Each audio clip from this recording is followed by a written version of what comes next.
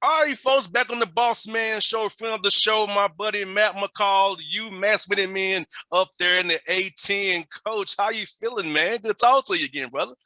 Boss man, it's always a pleasure, my man. It is always a pleasure. Okay. Anytime you text me or you call me and ask me to jump on your show, you know I'm never turning it down. So appreciate you having me again.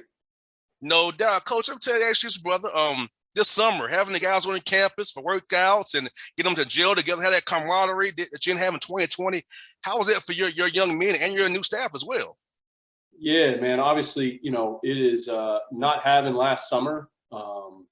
There's been some guys on our roster that haven't had a summer with us yet, and to be able to have that time this summer has been great. We had the entire team here for 6 weeks. We have a very older group, a more experienced group, a very mature group.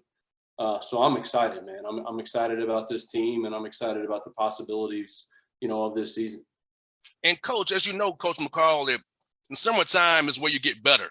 So that 6 weeks is gonna really help them come when they get back on campus here in late August and in the October and practice start for real, and then we'll start playing games in November. I mean, all this time together, this work now makes a difference come November, December, February, and March. Yeah, boss man, I approached it a little bit different this summer than maybe I ever have as a coach, in terms of just, our team being older, being mature, really attacking the transfer portal, taking some grad transfers. I approached it more in terms of like, hey, listen, let's throw everything out there. Let's practice. Let's practice 5-on-5. I think a lot of other summers who've done a lot of individual instruction, worried about, the fall and practice and injuries and things. And it's like, hey man, let's get after it. Let's practice this summer, right? And then come the fall, we'll be able to break those things down. And because we have a more mature group, or because we have a mature group, because we have older guys, now they know our system, they know what we're trying to do defensively, they know what we're trying to do offensively. Now we can break it down for them, but also, maintain their bodies, right? Like you look at the summertime, what's everybody trying to do? They're trying to bulk up. It's a lot of strength and conditioning. What happens is you get into the season, everyone starts dropping weight because you're playing so many minutes and you're practicing 2.5, 3 hours, right? Okay, well, let's go all out in the summertime in terms of practice. Let's throw our whole system out there. Now in the fall, start fall camp, we don't have to be on the floor nearly as long, but let's also maintain our bodies. Let's also, help prevent injuries. And I think that approaching it that way is gonna have some very positive results for us. And Coach, you know this to be true. Diet, nutrition, recovery, all that goes into it. And I know you want to play defense and play hard every night, 40 minutes a night. I know how you coach. So I think that approach and knowing how you really care about those nutrition, diet, and recovery, it's going to help your young men, been older as well. They know how to go through that, know how to eat right, know how to go to bed and not play Madden all night. So I feel like having that roster, man, is going to really help you out this year for real. Yeah, no question. And I again, not having to be on the practice floor for 3.5 hours or 2.5 hours, come September 28th or 29th or whatever the day is, I think could benefit us. And then you can put more focus and emphasis on player development and, individual instruction and scouting as well.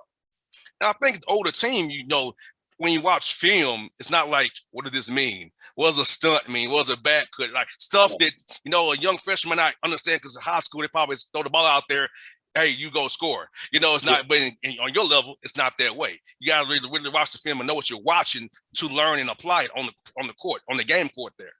Yeah, I mean, we were last year, boss man, we were ranked, 300 plus in terms of experience on our roster.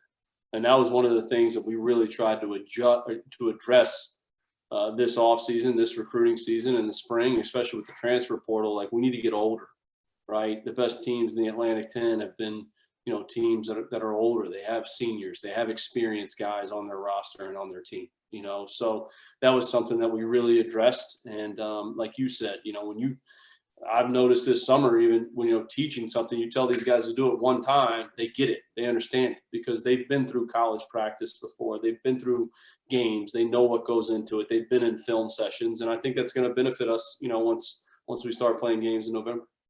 And the portal for you, the name UMass jumps out because anybody who loves basketball knows UMass has been perennial in the tournament and as a brand. So I feel like the portal's really going to help you. And it helped you this year for sure. You know, it's kind of like with the NBA free agency. You can kind of, if you need to find a forward or a stretch five or a stretch, you can find in that portal some way, somehow, and make it work for you scholarship wise. You know, the other thing too, Bossman, that I've just being around these guys over the summer too, they've all had their own unique journey to get here, right? Guy like Trent Buttrick played at Penn State. You know, he was on a really, really good team there. He was also on a team that didn't have a lot of success. So he knows what goes into winning.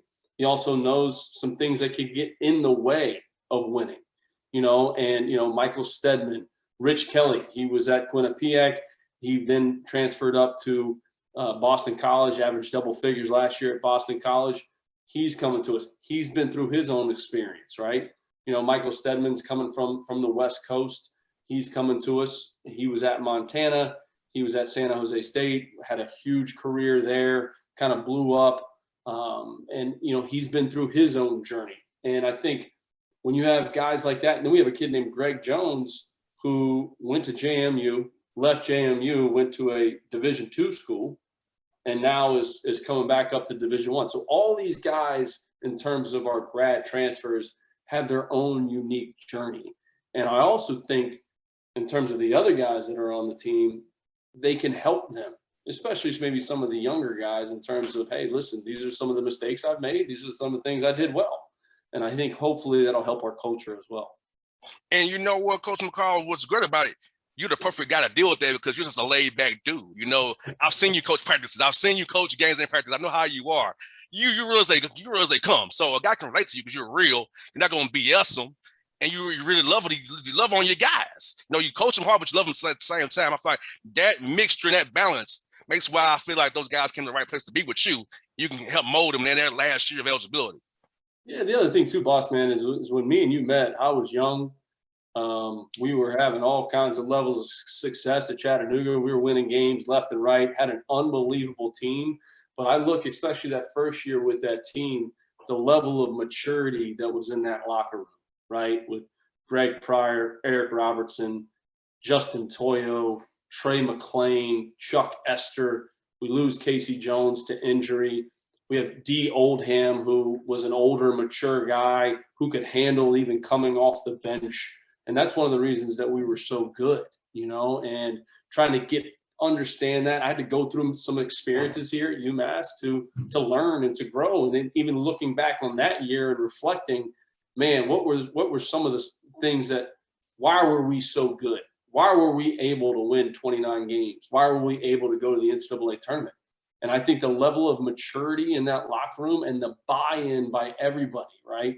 You know, even the guys coming off the bench, the Duke Etheridges, the Jonathan Burroughs cooks, like I said, D. Oldham could have started most places in the Southern Conference. And he accepted his role and we were able to take off. So that level of maturity, having older guys, understanding that, I think is very, very valuable. And that's really how we've tried to build this team here at UMass. Most definitely. And Coach, tell us about your new staff, Coach, because I know that was important to you to get you some new guys up there for your staff and how they've been with your guys as well. Yeah, you know, I've had some guys here, Bossman, that have been with me from day one. You know, Lucius Jordan has been with me from day one. Brian Grossman, I bumped up to an assistant coach. He's been with me from day one. Jake Kurtz was with me at Chattanooga. He's been with me from day one. We have Tyson Wheeler, who's one of the best players maybe ever to play in the Atlantic 10. And we hired Ricky Harris, who's challenging Tyson Wheeler for one of the best players ever in the Atlantic 10. Now, Tyson was at our rival, Rhode Island, but, you know, all high energy guys, all guys that are about the right things that want to serve the program and ultimately make these guys better, you know, and that's what it's about. So, you know, when you have those former players, you know, like Ricky Harris, you know, Ricky's energy in practice, he's been with us the last, you know, 2-3 months. His energy in practice is infectious for our players, and really couldn't be happier to bring him home and get him back to his alma mater. And Coach, I've seen you on Facebook, man. Your girls have gotten so big. I remember them running around McKenzie Arena. I remember those. I would come to those games and see them out the game running around with you and the wife, and just happy to be there. They're happy to see their dad. Dad just won, and now I see them as big sisters now with your new son Maverick. Tell us about him, man. Bossman. So Brooklyn was born in Gainesville when I was an assistant coach. Okay. We had Kylie in Chattanooga right after I got the job. And now we've got Maverick at UMass. So every stop along the way, the other stop was Florida Atlantic with Coach Mike Jarvis, who was great to me in my career. I met my wife at Florida Atlantic. So it was met my wife at Florida Atlantic, moved back to Gainesville, went back and, got married and had Brooklyn, moved a little further north, had Kylie, moved a lot further north, and had Maverick. So the family's doing great, man. He's 4 weeks old tomorrow. And, my two girls are great big sisters. I can tell you that. Yeah, it's Coach. I feel like, man, I'm getting old because they're getting older. Like, wow, I remember you were small in Chattanooga, and now I'm like, wow, they've gotten big. Kylie was a baby, man. That first year, she was a baby. No question. Yeah, and like I said, that's how far we go back, man. That's why I love you, man. Thank you for having me around in practice, for seeing you guys opening your doors to me. I appreciate your friendship, Coach, and I'm always cheering for you, man, because you're so real, and you just got a guy I like a lot, man. Oh, man, boss, man, like I said, you've always been great to me. I'll never forget. I tell people this story all the time. Every time, I think I've told this story every time on your show. Okay, we drove from Chattanooga to Lipscomb on the day of the game. There was a huge wreck on the interstate. We were late to the game. We got there probably 15, 20 minutes before the tip. Okay? Yes. And you were out there rebounding for our guys, getting our guys loose. Okay, so always indebted to you, man. You got to make sure at some point here you get my man Justin Toyo, who's down in Atlanta. You got to get him on your show, man. Reach out to Justin, get him on your show. He had a great TBT experience. So I'll do that. He'd appreciate to hear from you. I'll do that for you, Coach. Coach, anytime, hey, I want to help you also. I love you. I love Spoon. I love Eddie. So look, I was like, I don't care. I'm going to help these guys. I got out there. I just didn't care. I said, they need some help. Let me get out here and help these guys out. So I did it, man. So I can think I can help my guy out. It was awesome. It was awesome. It was unbelievable. Yes, sir. We got to get you to a UMass game this year, boss, man. It'd be great to see you in person. I sure will. I've got to look at that schedule, man. When you ever listen, let me know, and I'll definitely see if I can make it work. When we play the Celtics, hopefully. When you come up there and see, I might make that drive over there in person to see you, man.